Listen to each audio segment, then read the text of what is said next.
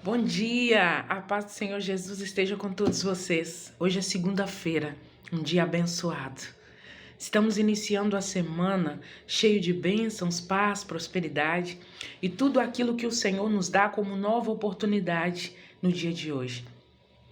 Eu quero iniciar essa semana, esse dia abençoado, com uma palavra que está lá em 2 Samuel, no capítulo 6, onde o rei Davi resolve trazer a Arca da Aliança para Jerusalém.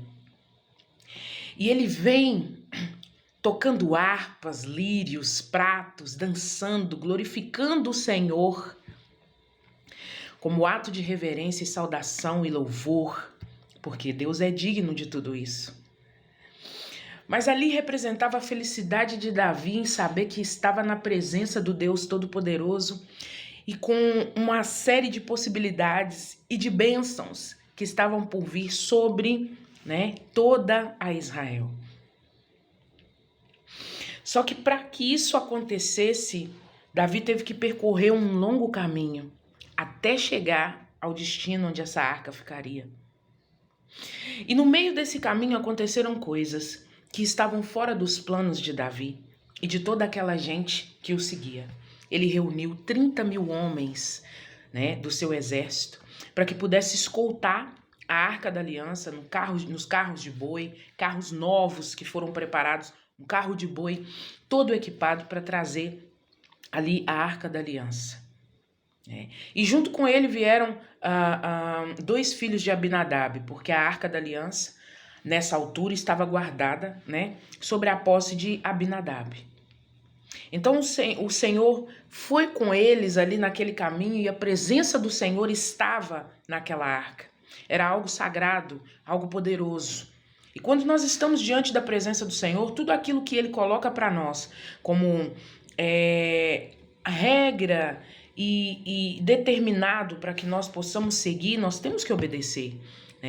Mesmo que estejamos com o coração cheio de boas intenções, nós não devemos fazer aquilo que nós queremos, mas sim aquilo que Deus destina para que nós façamos. A ordem do Senhor é algo que tem que ser primordial. Porque o que Deus fala é que merece atenção. E naquele momento ali, aconteceu uma situação que os carros de boi tropeçaram no caminho. E quando os carros de boi tropeçaram ali nas pedras que estavam no caminho, a Arca da Aliança balançou como se fosse cair.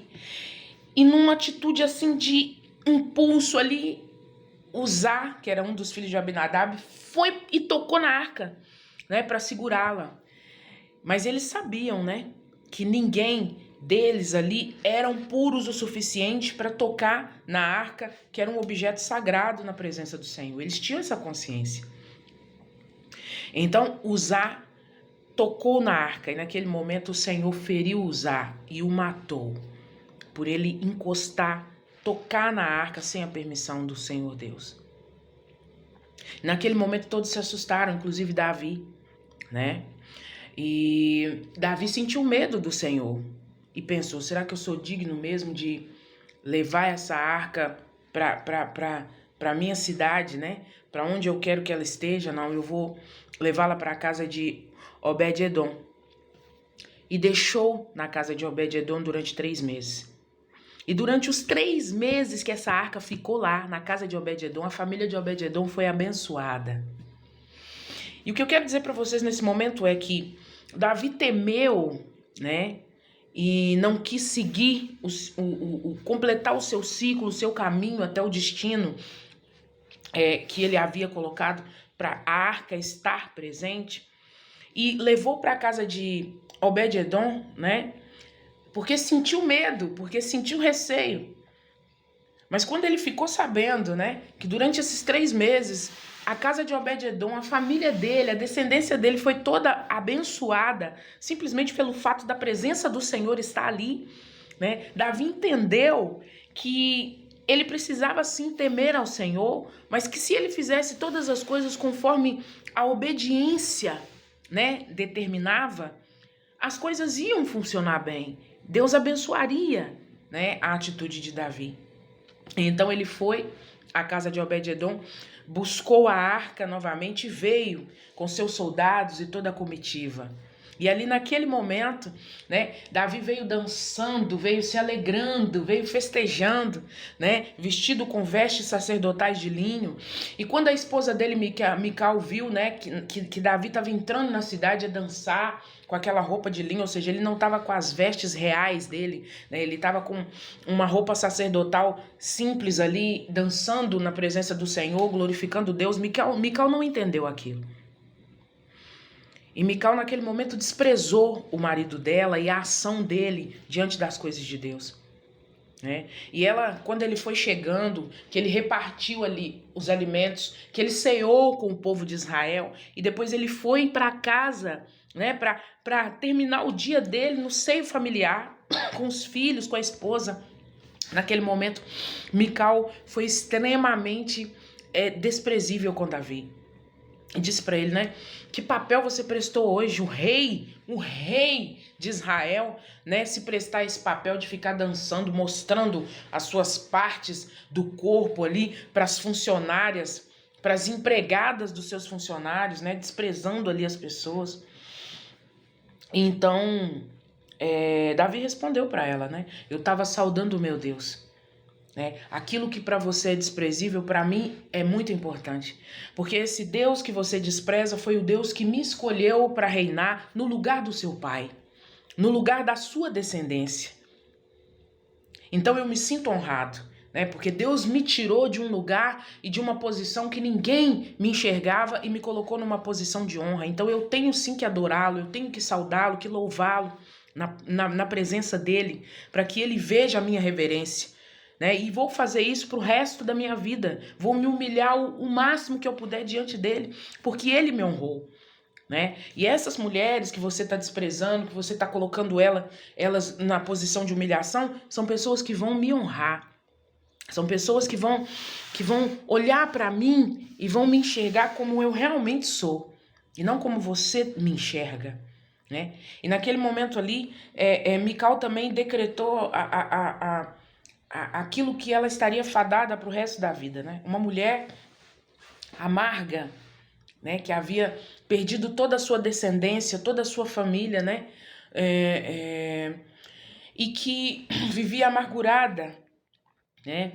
Que não se abria para as coisas de Deus, né? Uma pessoa que por uma situação que aconteceu, ela deixou que aquilo contaminasse todo o resto da vida dela, sendo que Deus tinha dado a ela, né, a oportunidade de ser a mulher do rei, a primeira mulher do rei, e que ela deveria entender aquilo como honra. Muitas vezes Deus cria situações e caminhos, né, para nos tirar de uma vida de maldição, de uma vida de indiferença, né, de uma vida promíscua, uma vida que não vai nos render frutos. E esse ceifar do Senhor das coisas ruins da nossa vida que nós muitas vezes não entendemos, né, e desprezamos.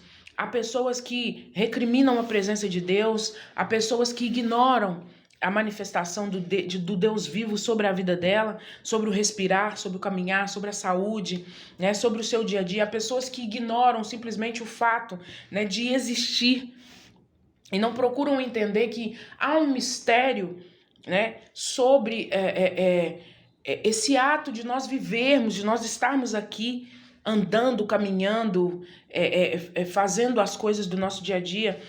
Há pessoas que vivem à margem e não se preocupam com as coisas do Senhor.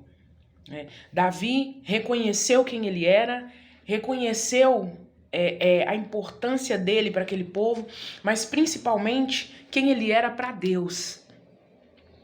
E hoje eu te faço uma pergunta: quem você é para Deus? O que você representa no meio em que você vive, na sua vida, diante do Senhor? Há vários ensinamentos dentro dessa palavra. Quando Uzá coloca a mão ali na Arca da Aliança, sabendo que ele não podia tocar, porque nós não éramos dignos, né? E até hoje nós não somos dignos de estarmos na presença do nosso Deus. Mas ele nos coloca assim, porque Jesus veio, né, para quebrar esse paradigma, para tirar esse afastamento que o homem tinha do próprio Deus, do seu Criador, né? E quando Jesus vem, Jesus nos liberta disso, né? E nos faz ter uma relação direta com o Pai.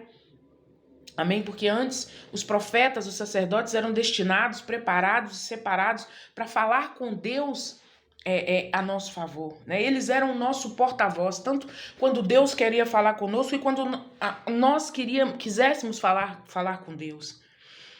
E a vinda de Jesus nos trouxe essa boa nova, né? Nos trouxe essa dádiva de podermos falar com o nosso Deus diretamente. Mas Uzá se esqueceu naquele momento, ele teve um momento de distração. E esse aprendizado nós também trazemos nessa palavra. Nós não devemos nos dispersar. Nós temos que estar sempre em vigilância, atentos àquilo que Deus coloca para nós, né, como obediência, como ato de obediência. Porque muitas vezes nós queremos agradar alguém, queremos fazer algo para alguém, até mesmo bem intencionados, mas nós estamos fora daquilo que Deus colocou para nós como ação. E se você age contrário àquilo que Deus determinou para você fazer, você já está na desobediência. E a desobediência gera maldição, como aconteceu com Uzá.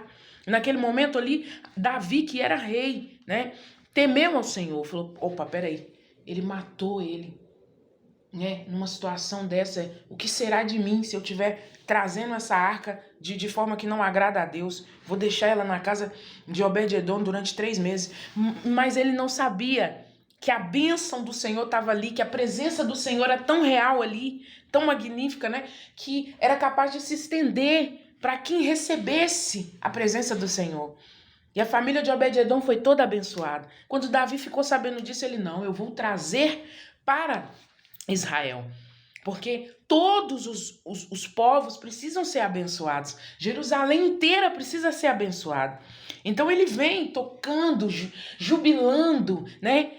Quero dizer para você que o seu direito de gozar a felicidade, se permita se alegrar na presença do Senhor. A nossa vida não é só sofrimento, não é só tristeza, não é só amargura, não. Nós temos momentos de luta, de tristeza, de sofrimento, de amargura, de perdas, mas nós também temos momentos de júbilo, de alegria, de felicidade, que nós temos que contemplar na presença do Senhor, assim como Davi fez. Mical não se atentou para isso. Mical estava presa nas verdades dela. E muitas das nossas verdades são completamente mentiras, são completamente vazias, são criadas na nossa mente e nós colocamos aquilo como um estilo de vida que nos prende, nos paralisa, nos condiciona. Que você possa nessa manhã abrir sua mente, que você possa declarar para o seu Deus que Ele é maravilhoso, que Ele é esplendoroso, que Ele é digno, que Ele é amável, que Ele é fiel. Amém? Para que Ele possa continuar abençoando a sua vida. Dê reverência a Deus. Quando você estiver num momento de alegria, de felicidade, você possa contemplar isso com o seu coração verdadeiramente, não só nos momentos de tristeza, porque nos momentos de tristeza é que nós nos debruçamos na presença do Senhor. Nós nos debruçamos no altar do nosso Deus, né? Mas que nós possamos fazer isso também com o coração cheio de alegria, né? Quando nós estivermos no ápice da nossa ascensão financeira, profissional, social, quando nós estivermos felizes, que nós possamos desfrutar dessa alegria compartilhada com o nosso Deus, né? E com todos ao nosso redor, como Davi fez, ceiou com o povo, né? Partiu com eles um pão, um pedaço de carne, uma jarra de vinho. E depois foi terminar o seu júbilo, a sua festividade junto à sua família. Mas Mical não teve a sabedoria de entender. Mical não soube receber a bênção que Deus estava colocando para ela. E essa amargura, né, foi entranhando dentro dela de uma forma tão poderosa que fez com que ela secasse por dentro. Mical foi estéril até o dia da sua morte.